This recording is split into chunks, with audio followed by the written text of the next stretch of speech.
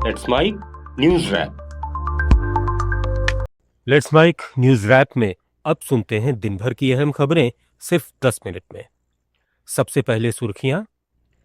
Trump बोले मोदी मिलने की गुहार लगा रहे थे, राहुल गांधी ने उड़ाया मजाक। रामलीला मैदान बुलडोजर कार्रवाई, तुर्कमान गेट पर पथराव, पुलिस ने छोड़ी आंसू गैस। और आईसीसी का सख्त आदेश, बांग्लादेश को भारत में ही खेलने होंगे T20 वर्ल्ड कप मैच। अब खबरें विस्तार से। अमेरिकी राष्ट्रपति डोनाल्ड ट्रंप ने एक बार फिर भारत और प्रधानमंत्री नरेंद्र मोदी पर तंज कसते हुए दावा किया कि रूस से तेल खरीदने की वजह से लगाए गए भारी टैरिफ से मोदी उनसे खुश नहीं हैं। ट्रंप ने मजाक में कहा कि मोदी ने उनसे मिलने की गुजारिश की थी कि सर, क्या मैं आपसे मिल सकता हूं। वॉशिंगटन में हाउस रिपब्लिकन रिट्रीट में ट्रंप ने भारत पर 50% टैरिफ का जिक्र किया, जिसमें 25% रूसी तेल की सजा के रूप में है। ट्रंप ने दावा किया कि भारत ने अब रूसी तेल की खरीद काफी कम कर दी है। उन्होंने अपाचे हेलीकॉप्टरों की डिलीवरी में देरी पर अफसोस भी जताया। हालांकि उन्होंने गलती से 68 हेलीकॉप्टरों का जिक्र किया, जबकि भारत ने कुल 28 ऑर्डर किए थे और सभी डिलीवर हो चुके हैं। That's the good news. But why should they wait 3-4 years to get a plane? They should build them, get them immediately. The F-35s, it takes too long to get them. The Apache helicopter. I mean, I had India coming to me, sir, I've been waiting 5 years. We're changing it. We're changing it. India ordered 68 Apaches, and Prime Minister Modi came to see me. Sir, may I see you, please? Yes, I have a very good... इधर लोकसभा में विपक्ष के नेता राहुल गांधी ने अमेरिकी राष्ट्रपति Trump के उस बयान पर एक्स पर पुराना वीडियो शेयर कर तंज कसा कि फर्क समझो सर जी, हम कांग्रेस वाले कभी सुपर पावर के आगे नहीं झुके, लेकिन मोदी जी तो ट्रंप के एक फोन पर नरेंद्र सरेंडर हो जाते हैं, यानी दबाव पड़ते ही मोदी जी घुटने टेक देते हैं। इससे सियासी गलियारे में अब ये बहस छिड़ गई है कि आखिर हाउडी मोदी से सरेंडर मोदी तक बात कैसे पहुंच गई। दिल्ली के रामलीला मैदान के पास अतिक्रमण हटाने को लेकर बड़ा एक्शन हुआ। 6 जनवरी की रात करीब 1 बजे दिल्ली हाईकोर्ट के आदेश पर एमसीडी ने 17 बुलडोजर चलाकर बारात घर, डायग्नोस्टिक सेंटर और दुकानों को ढहाया। तुर्कमान गेट स्थित फैज़ इलाही मस्जिद के पास कार्रवाई के दौरान हालात तनावपूर्ण हो गए। भीड़ ने बैरिकेडिंग तोड़ने की कोशिश की और पुलिस और एमसीडी कर्मियों पर पथराव किया। हालात काबू में करने के लिए पुलिस ने आंसू गैस के गोले छोड़े। सेंट्रल रेंज के जॉइंट सीपी मधुर वर्मा ने कहा कि हालात कंट्रोल में हैं। पूरे इलाके को 9 जोन में बांटा गया है और हर जोन में एडीसीपी स्तर के अधिकारी तैनात हैं। पत्थरबाजों की पहचान वीडियो फुटेज से की जाएगी। कैमराज थे, वहाँ पे उनकी इमेजेस आई हैं प्रोटेस्टर्स की, स्पेशली जो प्रोटेस्टर्स में जो ये स्टोन पेल्टिंग कर रहे थे, लगभग जो कि इमेजेस में आ रहा है करीब 40-50 के करीब। सर, गिरफ्तारियां कितनी हुई है? 5 गिरफ्तारियां हुई है। डिटेन और कितने लोगों को किया गया? उसके अलावा भी करीब 10 से 15 लोग डिटेन किए हैं। 5 गिरफ्तारियां। इस मामले में दिल्ली हाईकोर्ट ने सभी पक्षों से जवाब मांगा है और अगली सुनवाई 22 अप्रैल को होगी। इस कार्रवाई को लेकर कांग्रेस सांसद इमरान मसूद ने कहा कि सरकार अतिक्रमण के बहाने एक खास वर्ग को निशाना बना रही है और इससे देश में नफरत फैलाई जा रही है। यह सब राजनीतिक एजेंडा चलाने के लिए किया जा रहा है। भाई, अतिक्रमण नहीं हटाना है, मस्जिदें तोड़नी है। मस्जिदें तोड़ेंगे, कितनी मस्जिदें तोड़ोगे भाई? अतिक्रमण के नाम पर आप मस्जिदों को तोड़ोगे, मदरसों के ऊपर बुलडोजर चलाओगे, यही तो देश में चल रहा है। आप इससे नफरत फैलाते हो, आप इससे नफरत फैला करके अपना राजनीतिक एजेंडा चलाते हो, क्योंकि आपके पास, आप में इतना दम तो है नहीं कि बांग्लादेश में हिंदुओं का कत्ल हो रहा है उनको जवाब दे दो। आपके अंदर इतना दम नहीं है, क्योंकि आपका धंधा चलता है, आपके मित्रों का धंधा चलता है। अडानी की बिजली काट दीजिए, बांग्लादेश का इलाज हो जाएगा, लेकिन आप नहीं काटोगे। आपके ऊपर फर्क नहीं पड़ता कि कौन हिंदू मर रहा है कौन नहीं मर रहा है। बंगाल का इलेक्शन आपको निगाह में है, वहां की नफरत आप बंगाल में बुलाने का काम कोशिश करोगे। लेकिन हम कहते हैं इतने कायर और इतनी डरपोक सरकार शायद पहली बार हो कि बांग्लादेश जैसे मुल्क के सामने हम बोलने की हिम्मत नहीं कर पा। वहीं राजद नेता मनोज कुमार झा ने कहा कि दुनिया के कौन से देश में जनवरी की सर्द रात में अतिक्रमण हटाया जाता है। ये असहनशील और असंवेदनशील सरकारी कदम है। इंदौर के भागीरथपुरा में दूषित पानी से मौतों का आंकड़ा 18 से बढ़कर 20 हो गया है।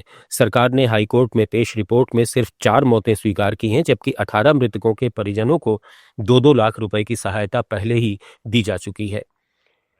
अब प्रशासन ने मुआवजा सूची में 2 और नाम जोड़े हैं। स्थिति गंभीर बनी हुई है।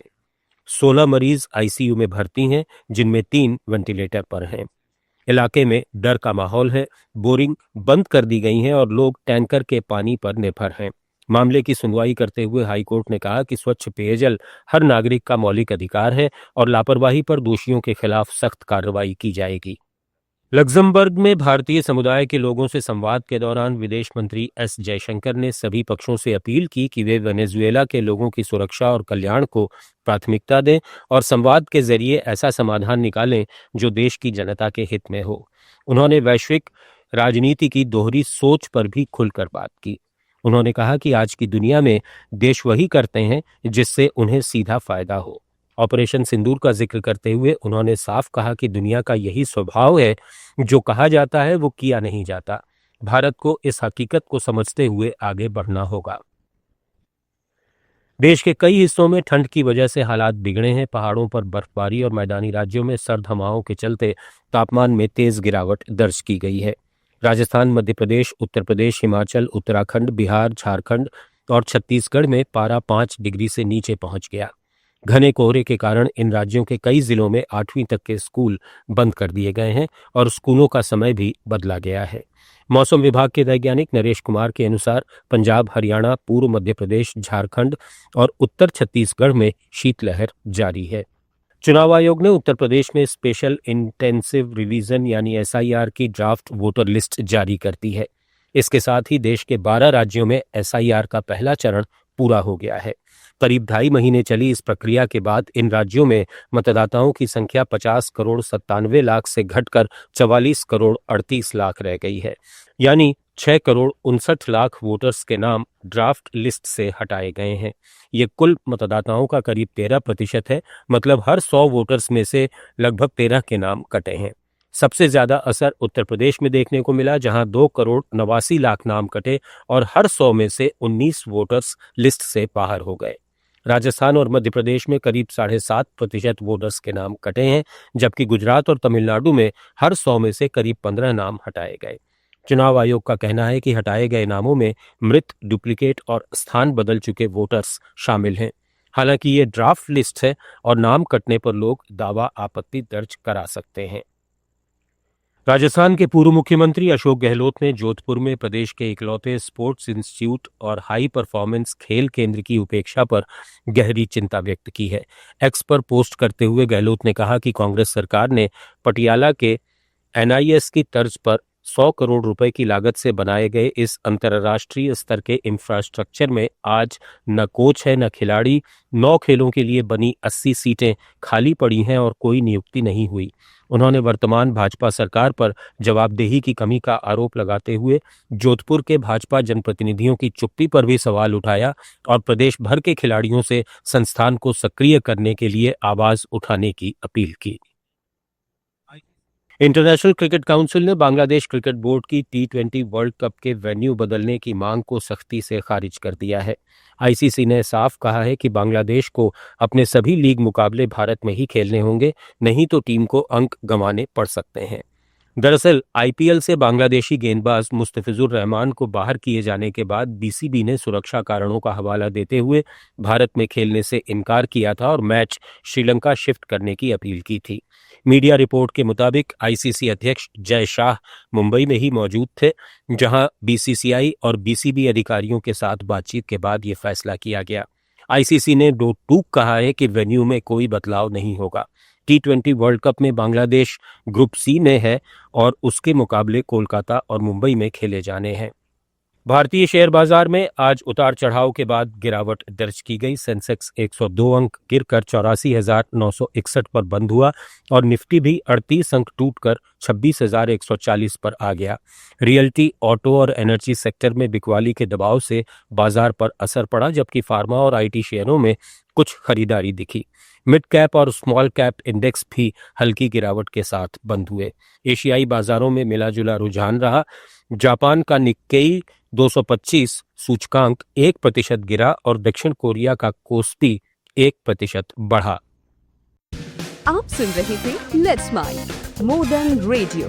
फॉलो कीजिए हमें हमारे सोशल मीडिया प्लेटफॉर्म्स पर।